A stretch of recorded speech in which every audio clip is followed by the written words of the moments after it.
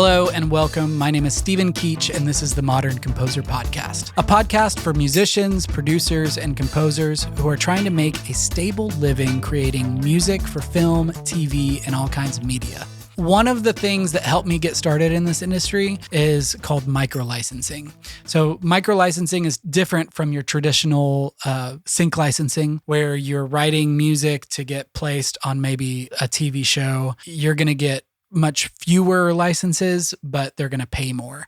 Micro-licensing is more broad, where you're making music for YouTube and Instagram, TikTok, as well as, lower budget commercials, all the way up to, Netflix or major TV placements. So it's just a more accessible licensing platform. There isn't one that's better than the other necessarily, but it's how I got started. And for that reason, I wanted to talk to somebody who is killing it in the micro-licensing world right now. His name is Cody Martin, and this dude is on all the platforms.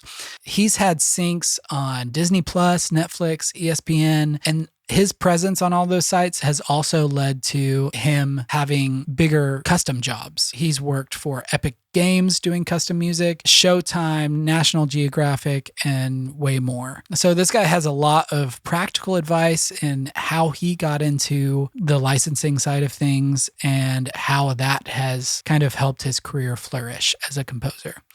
So without further ado, this is my conversation with Cody Martin.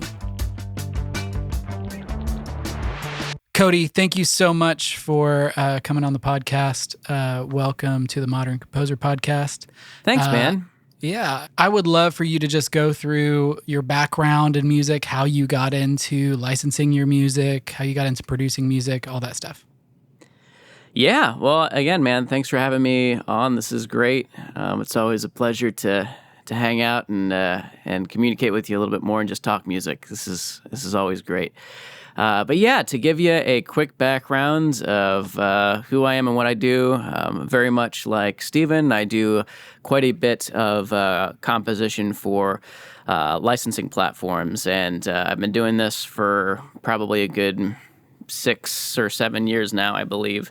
I started on Soundstripe, which is my primary platform, or at least the platform where I produce the most amount of content / music for their website. And I've been there basically about a year since they started, or they founded as a company. So it's been quite a ride seeing how they've changed since then, and how things have been moving in the industry alone. It's just been crazy. But yeah, it's a really fun business. I mean, you after a while you end up getting placements on cool places like Netflix and Showtime and National Geographic and Disney Plus and all that sort of stuff. And the funny thing is that you very rarely have to do the work after you submit that music to the platforms, and you just start to do research, and you'll end up getting royalty reports, and then you can kind of see what's kind of fallen in. But it took a good 8 years, I think, since I started to kind of start seeing that kind of come into fruition. And since then, I've apart from licensing, I do a lot of scoring for video games, film, television, that sort of thing. So it has provided me a lot of work just aside from the typical licensing stuff as well. So. Dude, okay, so that's awesome. So you kind of used, your licensing career to kind of jumpstart into composing, for custom work, right? Yeah, it was great. I really didn't expect it to work that way, but it's how do I put this? It's one of those things to where word of mouth is a very powerful marketing tool. Yeah. And if you start to kind of flourish on one platform, let alone multiple, it starts to, spread throughout, other people's conversation. And that's how I've gotten, honestly, the majority of work that I do outside of licensing, which has been amazing. So Hey, if you're a composer or a producer who's trying to get their music heard on television, films, and media, I have a resource for you. If you just have no idea where to start, go to themoderncomposer.com/4simple steps and download the free guide that I've made. It's 4 simple steps to get your music licensed. In this, I kind of lay out a process of how I go about submitting music, and I kind of give you some tips and tricks, and it kind of gives you an overview of everything you need to know before you get started. So head over to themoderncomposer.com/4simple steps and download the free guide now. Yeah. That's really something that I never thought about when I first started doing this, is like, Oh, yeah. it's, and I think, production music kind of has a bad rap. It's like, I don't know. I think it was, or it used to be considered kind of one of the lower tier versions, but in advancements with all these like micro licensing sites coming out, like the music has gotten so good and the bar has risen and risen. Right.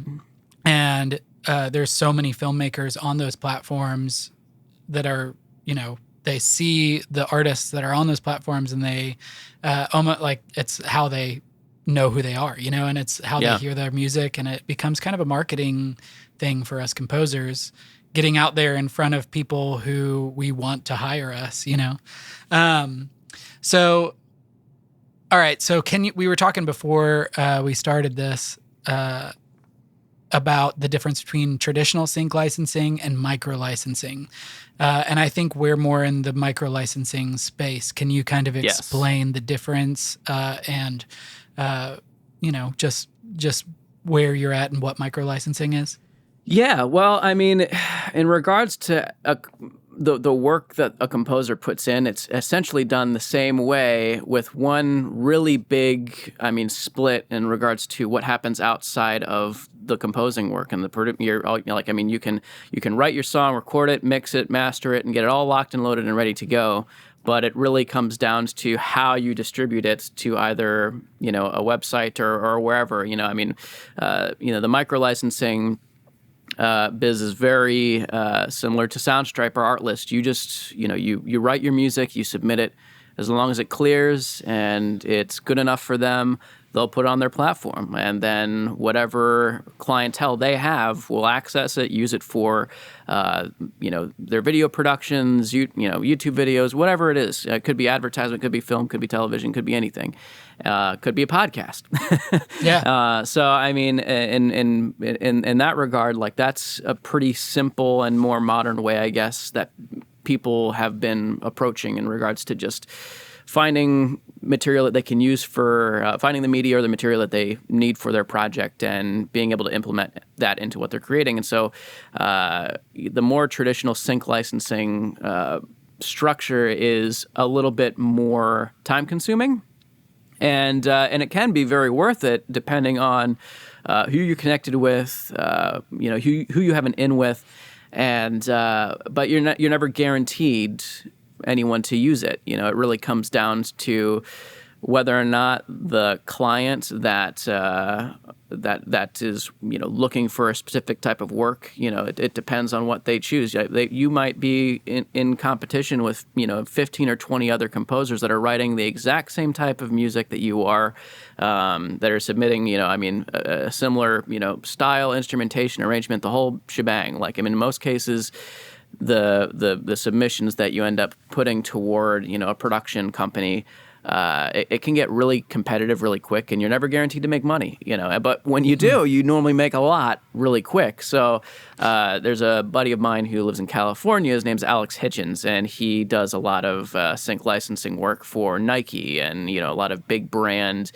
sports companies, and he and the NBA, like NBA even, he just kills it in that area. But that's another thing that he does, is that he writes a lot of music that never even makes it up, on the platform. And if it does, it's normally way down the line when he knows that he's never going to be using it anymore. And And I've kind of told them a couple times, like, if you don't have any music, that if you have music just sitting around that's doing absolutely nothing, you should be, finding a way to make money off of the stuff that, whatever company didn't pick out. Because I'm sure there'd be other clients out there, other people that would want to actually use that. So for me, that's kind of how I work, even in terms of scoring for a film or for a game or show or whatever.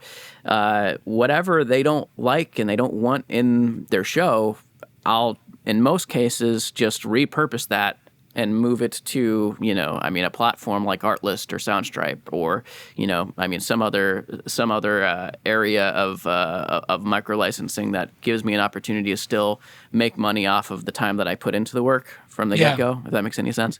Totally. So. I just got my biggest placement probably from a cue for a documentary that got rejected.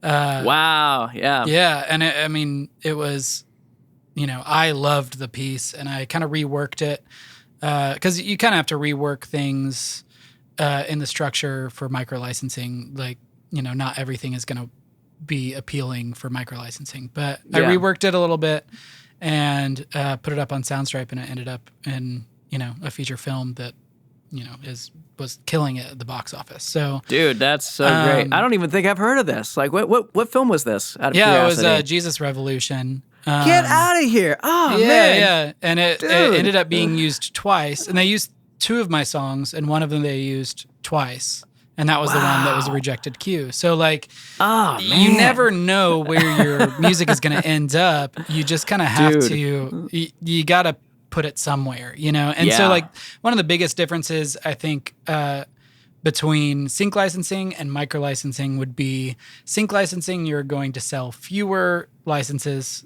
you're going to land fewer placements, but the ones that you land are going to be bigger most likely, and you're going to get bigger residuals from those placements. And then micro licensing is kind of making your music available to anyone who needs music for their media. So like, like you said, podcasts, wedding videos,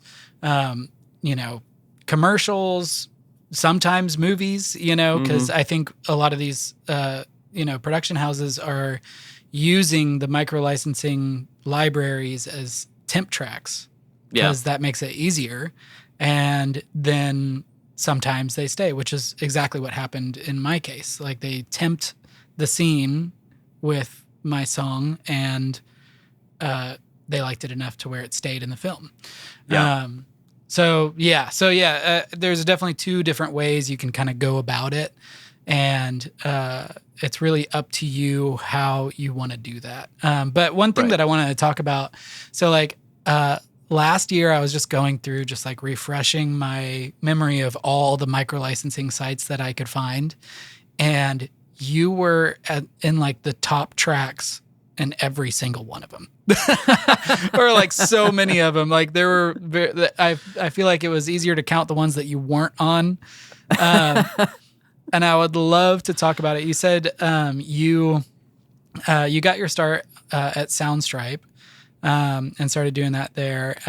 When did you start submitting to other libraries? What was that process like? Did you get many no's? What was that process like? It's, it honestly, like, I mean, the best thing that I can tell anybody who wants to kind of get into this sort of work is that, be willing and able to, apply and get rejected multiple times before finally getting it in, because, it really is a gamble every single time, because, certain, like whatever time of year you apply, they might be looking for something completely different, and you just never really know.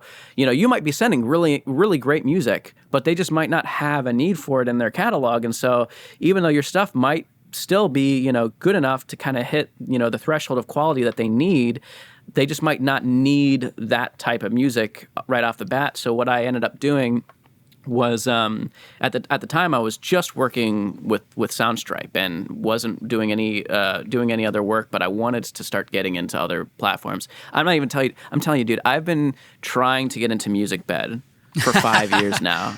And it's I think funny everybody because has. and it's funny. Like, I mean, everybody, like, they've essentially closed off their catalog unless they reach out to you personally and say, hey, we really want some of this music as a part of our catalog. That's really the only way you're getting in at this point. Yeah. And so they've really narrowed. They've built up their walls, man. Like, it's nuts. It's smart from a business standpoint. It's really, really smart because you're not getting an overwhelming amount of artists that are going to lose more and more money down the road because there are literally 15,000 artists or whatever on the website, and those are the licensing platforms I would typically recommend people to stay away from because it's very rare where you're going to be making any money off of platforms that have that many artists on them. Yeah. You want to be shooting for ones that are fresh, that are updated, that have a much smaller catalog of just really good artists. Those are the ones you're going to be shooting for. But again, it took me with Artlist. I think I applied 3 or 4 times before I finally, or I submitted 3 or 4 times different submissions of music, different styles, and that sort of thing. And finally, they took the bait, and I ended up, starting that off as well. But I mean, even now, like, Soundstripe is probably still my favorite, and still is in most. And I guess, in my opinion, considered the most well-off platform to be on. Artlist would be a close second, but they as a company have also made a lot of changes, and it's just been harder to be as efficient with with the work that you're creating and with the music. And so finding platforms more along the lines closer to Soundstripe would be great. Musicvine is also a really great platform to be on. But those 3 were really my top 3, and everywhere else that I did submit material to, either was a full buyout scenario, or it was just kind of a temporary sort of thing. And you'll have to, in most cases, you might get a deal like that as well. And if you do get a deal like that and they just want you on temporarily, the best thing I can say is write as well as you possibly can, create something amazing that's going to make them remember, oh, you know what, this guy's so good, we might actually want him on here permanently, Yeah. And but again, I mean, if they're not paying you what your music's worth, then be careful on how much you decide to give to them, if that makes any sense. So yeah, totally. You just talked about how you want to make the best music so that you stand out on the platform. This industry has gotten, since we came into it, it's gotten completely oversaturated. There are so many artists. The quality has gotten crazy good. Like, I remember when I started at Soundstripe, years and years ago, it was like I mean, it was like, yeah, you really don't have to make it sound good. You just kind of put something out. It's just, you just put it out, it's fine. Like, right. And just slowly it just got better and better and better. And when I went on staff, it was like, oh wow, yeah, we're making like actual music. This is this is not like you're just throwing together a track and putting it out there. You have to really be intentional with what you're doing, or else you're not going to stand out. So what are some of the things that you do to stand out on platforms? Like, do you use certain structures, or do you go and do your research? What are some things that you do? Well, man, this is either gonna kill my reputation or somehow inspire people. So I'm hoping I'm hoping the latter. But well, I think we can say right now that there's artistic songwriting, right? There is like where you're putting your all and your passion into it, and then there's writing for stuff like this. Like it's a totally different art form. Essentially, it really is. Yeah, where you're trying to guess what someone else needs, as opposed to writing everything from your heart necessarily. It's you're guessing what people want. It really is very different. I mean, composing music for licensing in general is in most cases so much more different than scoring to film or television. Mm-hmm. It mainly has to do with, like what you were saying. It has mainly to do with where you're putting that emotion and that vision, and how you want to like root things together with what you're visually seeing. And with licensing, you're just writing based off of like a feeling or a few phrases, that you're given. Yeah. Like, oh, we want something atmospheric and uplifting that's in the cinematic era. I'm like, okay, great. That gives me a lot of space. That gives me a lot of space to work around. And you can do whatever you want. Like you can, you can start really basic. You can keep it very basic. You can go super, super complicated and, create a grand arrangement that makes you feel like you're, sitting in, Erlander Studios. So Yep. when you're in a position to where you have a lot of control over the type of music that you create, in the licensing, I guess, game, it's very easy to create material without running into a wall, But again, I guess, man, like the whole world is different when you're in film score. It's just it takes a lot more time. You have to really think about what you're doing. There are so many more steps that you have to be openly active and attentive toward while you're working. With a film or with a show, and with licensing, it's just so much more simple. Yeah. What are some of your strategies for standing out on a platform, or like before you submit? Are you doing research, or like how? Yeah. What is driving your artistic choices? I do it very unorthodox. I don't consider myself the best mixing engineer in the world. I normally let Soundstripe take care of the majority of that, even though I do my best to make improvements, obviously, over time. Still have a lot to learn. The biggest thing that I've, I guess, focused on while in working on licensing material is figuring out, all right, I need to write something for clientele that, will at least communicate, 3 different levels of energy. And I want to be able to separate those into portions that can easily be blended together with. And as long as I can build a world, fit within, this parameter of that I'm given in regards to style or genre or arrangement or whatever, I can at least create something that people will be able to use very easily. It will fit in the background. It's not going to be super distracting. It's just going to be something that's going to glue together with what's going on visually with whoever's, behind it all. So a lot of times what I will do is I will think from a more cinematic, or orchestral, like, Hollywood cinema sort of, platform. So, I use really big, I'm a huge Thomas Newman, Harry Gregson Williams, and Hans Zimmer fan. So a lot of those artists or composers for me are really big points of motivation, at least for me, in regards to figuring out what type of feeling I'm looking for. And what kind of style. And so I'll do my best to replicate, environments that would sound great in movies that those, composers have scored for. And that's what I want to do, is essentially just create something that not necessarily no one's really going to notice right off of the bat.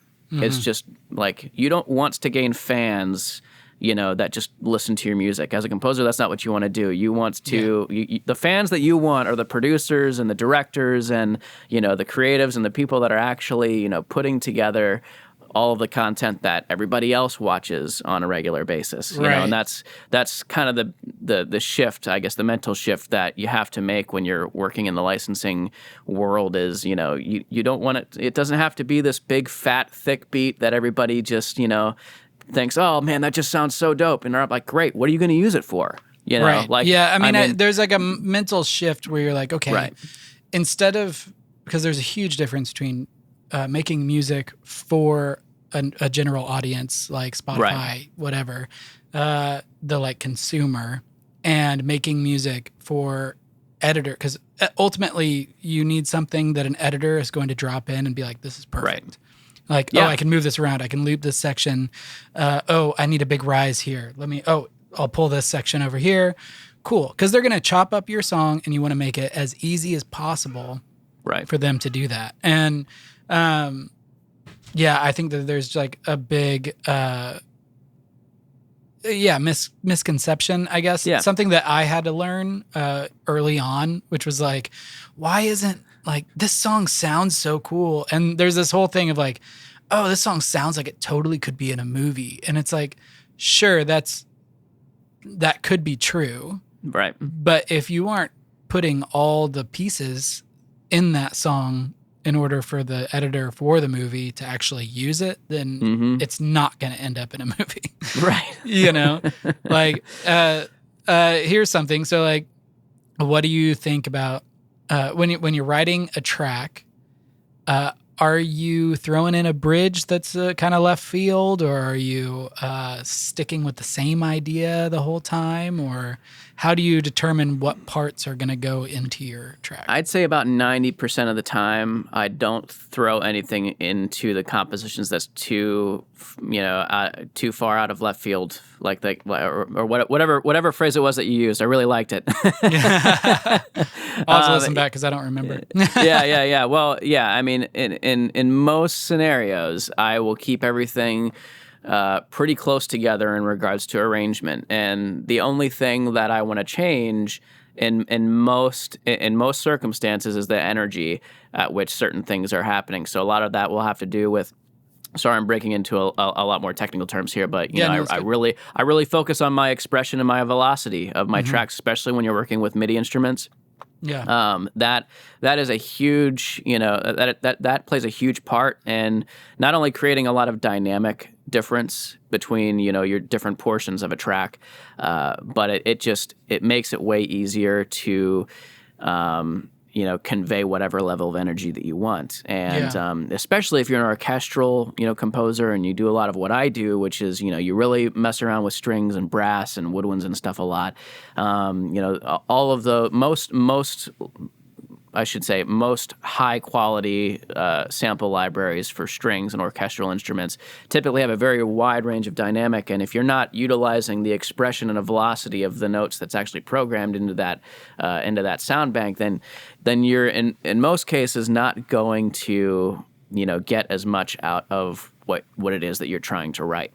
Right. And a lot of that comes through just practice and experience, and getting familiar with those sounds and those instruments and that sort of thing. But in most cases, I would say 90% of the time, you're better off staying in a closer area, at least for licensing music, because people know exactly what the track is, where it's going, and especially if stems are available and a director can get a hold of stems, like they even have more control, and they're even more likely to hop on it for a particular area. Like I've had so many pieces of my music just get synced for documentaries and stuff, because it's just music that just sits really well underneath people talking, and then having a conversation about something, and it's something that no one really ever thinks about when they're watching the show. No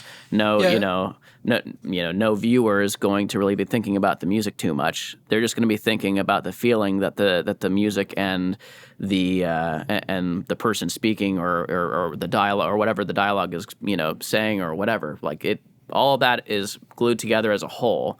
And that's your job, is just to make sure you're creating music that can very easily glue itself to whatever's going on screen.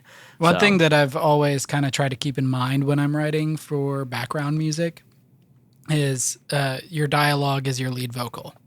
So like when you're writing a song, maybe for someone to top line or sing on, you don't want to like write a bunch of stuff that's going to sit right in the middle or right in that vocal range. And you don't want to write a melody that's going to, contradict the vocal. And it's the same way when you're writing background music. You want to leave room. You want to have that like mid-range 2K area kind of empty feeling, because there's going to be dialogue right in the middle of that. And you're supporting that, right? So yeah, I mean, even in film, it's amazing what just a very simple. What a very simple arrangement of two instruments can do to a scene when there's something going on, and you don't need much. You just need whatever you have to implement what's going on. And so, I mean, sometimes it makes more sense to keep things simple than to overcomplicate things as well. Like especially for orchestral composers, like the big mistake that I see a lot of orchestral composers make, for licensing at least, is that they try to make it way too complicated. And what it really needs to do is just stay simplified enough to where it's very easy to use, and it settles in the background. And you know, there are pros and cons to doing that. You know, I mean, if you're releasing this music on, you know, iTunes or Spotify, which Soundstripe does for everyone's music, you know, whatever there are tracks where you're just kind of like, you know, like, this song's meant to be, you know, background stuff. It's not even supposed to be recognized. This doesn't really sound all that great by itself, you know. But I know that it will sell well and it will do well because, you know, clients will use it well. Like, will use it and find the perfect place for it, you know, behind the scenes, so to speak. And it's going to just help glue together the project. But and then you you listen to it by itself. You have some of that stuff end up on like study playlists and stuff too, because it's simple enough to study to. So it's not distracting. It's not distracting. So I mean, that's just another way that we kind of have to make money. You know, like just like, you know, make sure you're playing the whole picture, which is why Soundstripe does that, puts the entire catalog on Spotify. Although it is. Yeah, it can be frustrating sometimes, because sometimes I'm like, I didn't really want anybody to hear that, except for whoever needed it for their commercial. Right. But anyway, so all right, just to kind of wrap up here, what advice do you have for anyone who's trying to get into microlicensing libraries right now? You know, how can they stand out? How, you know, what advice do you have? Well, it's funny. I guess I'm gonna bring back something that I heard our friend Micah, the CEO of Soundstripe, say not too long ago. I was listening to your Beautiful Failures podcast. Yeah. And I just a couple days ago listened to the episode that you had Micah on, and he gave out very similar advice. And so I'm going to kind of piggyback off of what he said, because what he said really couldn't be more true. When it comes to composers really wanting to get more involved in micro-licensing and getting just into the industry, you need to be willing to do this, even if it means you're never going to make any money doing it. And it needs to be something that you enjoy, because it's a part of who you are. This is something that does not, you know, just magically unfold for you overnight. You know, this sort of industry, or making a full-time living doing this, you know, took me almost 8 years. Yeah. And people have to understand that it's like anything else. It's like going to college. You know, I mean, you can go to college and get a degree, but if you're not, you know, actively, you know, and consistently pursuing whatever craft that you're pursuing, that degree is not going to mean a damn thing. Right. And so, for me, it took 8 years, and I put a lot of time and effort into it. For some people, depending on what type of music they want to pursue, what music they're into, that could vary. Like it could be sooner, it could be later, but they need to be willing to put the time and effort into just learning the craft, getting ahead of what where you think technology is going. Honestly, that was half of the reason why I'm actually making a living doing it, because I wanted to build a studio and a different unorthodox way of composing for film. And at the time, it wasn't all that popular, but I knew that it was, I just could tell where the technology was going and what was going to happen. So if you can, you know, really embrace what's happening currently and where you think music is going to be going, you're going to have a upper hand in, you know, getting into that industry and figuring out how you can make money and pay your bills with it. Yeah. Totally. That's really great advice. Yeah, you're not going to submit one album to a licensing company and be set for life. Like, this is something you grow on, and it's really an investment. You're investing your time, your energy, and your music into essentially a catalog that will pay out over time. And And it does. Oh, believe me, it does. Like once Sure. you're 8 years in, you're going to be, you're going to be excitedly waiting, for your quarterly check to arrive in royalties. Because the more you do it, the more often it shows, like you get involved and you really make an effort to make placements and find clientele that wants to regularly use your music. It will make a huge difference, and at that point you'll feel like you've made it, I guess. Yeah. I mean, it's just constantly staying persistent. Yes. And investing in yourself, in your music career, and eventually it will start to pay out. Yeah. Cody, thank you so much for doing this, man. Absolutely, your buddy. Insight is invaluable, and I really appreciate it. Not a problem, man.